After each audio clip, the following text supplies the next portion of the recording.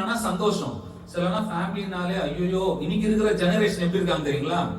எனக்கு எந்த பிரச்சனையும் இருக்க கூடாது, எனக்கு என்ன இருக்க கூடாது, பிரச்சனையே இருக்க கூடாது, என்ன பிரச்சனை கொடுக்கறவனும் என் வீட்டுக்குள்ள இருக்க கூடாது. என் வீடு எப்படி இருக்கணும்? சுத்தமா இருக்கணும். லைப்ரரி மாதிரி புக் இருக்கிற இடத்துல இருக்கணும், மியூசியம் மாதிரி எல்லாம் இருக்கிற இடத்துல இருக்கணும். நான் என்ன பண்ணக்கூடாது? நிம்மதியா இருக்கணும். எனக்கு வேலையே இருக்கக்கூடாது. அப்படி இந்த பூமியிலே இருக்கக்கூடாது. உனக்கு வேலையே இருக்கக்கூடாது, என்ன பண்ணக்கூடாது? இந்த பூமியிலே நீ இருக்கக்கூடாது. போயிடணும், ஸ்ட்ரெயிட்டா ஹெவனுக்கு போயிடணும்.